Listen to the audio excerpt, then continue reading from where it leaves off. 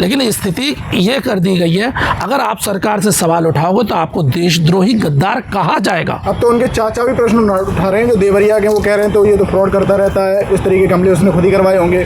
मेरे भाई देखिए, होता क्या है, जब कोई व्यक्ति हाई लेवल पर पहुंच जाता ना, तो हर बंदा उसके साथ अपना रिश्ता निकालता है और उसके घर में पहुंच जाता है। कई बार कुछ लोग ऐसे होते हैं जो विरोध में होते हैं। अब जब उनका विरोध नहीं हो, जब उनका सम्मान नहीं होता, तो उन्हें लगता है इसका विरोध कर दो तो थोड़ा सा बढ़ जाऊंगा। जैसे उदाहरण दे रहा हूँ, एक जैसे आप लोगों का परिवार होगा, लेकिन उसमें कुनबे में पता नहीं कहाँ के अन्नाथ के पन्नाथ के चाचा जरूर मिलेंगे।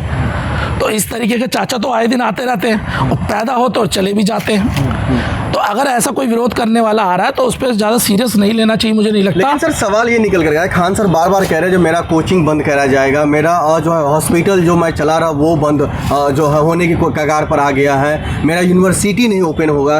क्या उनको कोई मतलब प्री प्लान करके टारगेट किया जा रहा है खान सर का, कोचिंग बंद कराने, हॉस्पिटल बंद कराने को लेकर? देखिए, इसमें मुझे एक बात अच्छी तरह याद आती है। खान सर का एक इंटरव्यू किया गया तो खान सर ने ये बोला कि आप मेरे कोचिंग संस्थान ही बंद करा सकते हो, आप मेरे कोचिंग संस्थान बंद करा सकते हो, जो मैं शिक्षा देता हूँ उससे बंद नहीं करा सकते। अगर आप यहाँ नहीं करने दोगे मैं सड़कों पे पढ़ा लूँगा।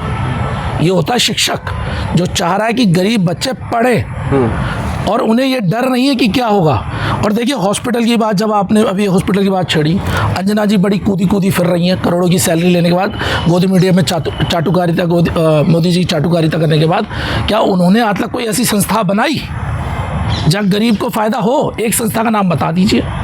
बस उठेंगी तो मोदी मोदी मोदी मोदी, सोएंगी तो मोदी मोदी। मुझे ऐसा लगता है सपने में भी उनके मोदी जी चलते रहते हैं हर टाइम।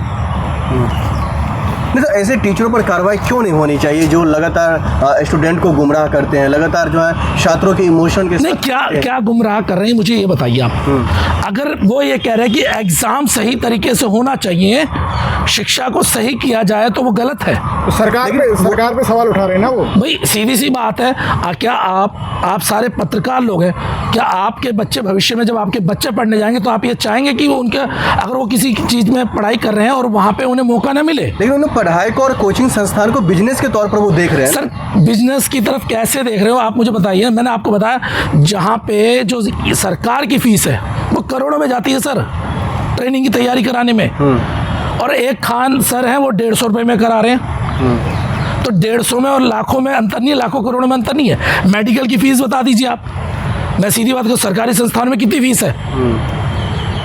वही कोचिंग करने के लिए और उसी कोचिंग के लिए एग्जाम की तैयारी प्रिपरेशन के लिए वो 150 में पढ़ाते हैं, तो क्या अंतर है बताइए?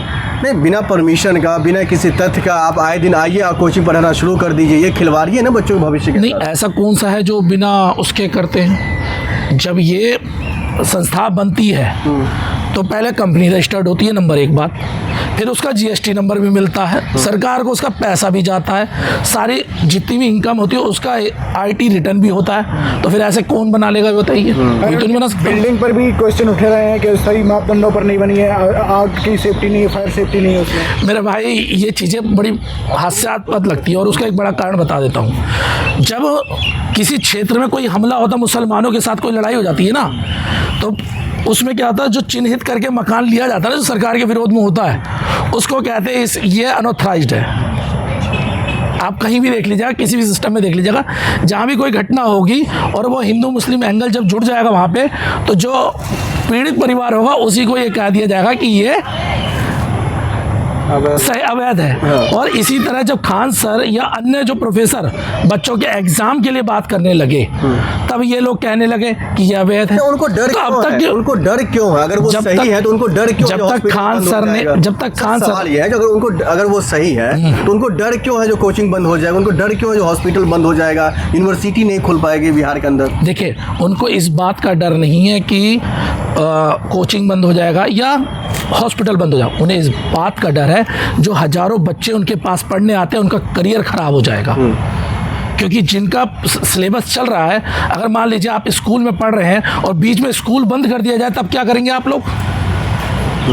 इस बात को तो वही समझ पाएगा ना जो वहाँ पढ़ रहा है या जो पढ़ा रहा है।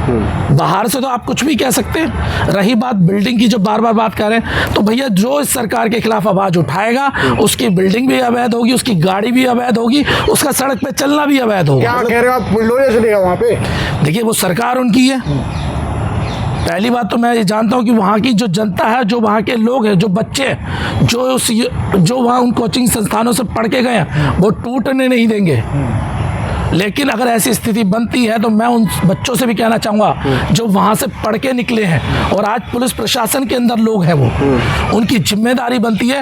क्योंकि जब आप गरीब थे, जब आपके पास संस्थान नहीं थे, तब यही लोग आपको पढ़ा रहे थे, और जब आप पढ़ के अंदर पहुँच गए हैं तो आपको सबसे पहले उनकी आवाज़ बनना चाहिए था। प्रशासन की अच्छी पहल है ना, अगर कोई घटना, अगर दुर्घटना हो जाती है उससे पहले उस बिल्डिंग पर अगर बुलडोजर चलता है तो इसमें गलत क्या है? मेरे भाई ये दुर्घटना वाली बात है अब क्यों आई? क्या 4 दिन पहले संस्थान बनाए क्या कि 5वें दिन ये पहुंच गए? संस्थान तो लंबे समय से चल रहा था ना, तो तब से क्यों नहीं तोड़ा? अब तब तोड़ लेते, लेकिन तब सरकार के विरोध में बयान नहीं था और अब बयान है। तो इसीलिए मैं चाहता हूँ ये बात क्लियर करना चाहता हूँ। देखिए हम लोग तो साथ में हैं ही, लेकिन जो ये मीडिया खासकर जो जन जन तक आप लोगों की आवाज़ बनते हैं, आपकी भी जिम्मेदारी बनती है हर घर तक ये आवाज़ पहुँचनी चाहिए कि गरीबों के ऐसे इंस्टीट्यूट बंद नहीं होने चाहिए, चाहे कुछ भी हो जाए। बहुत बहुत धन्यवाद।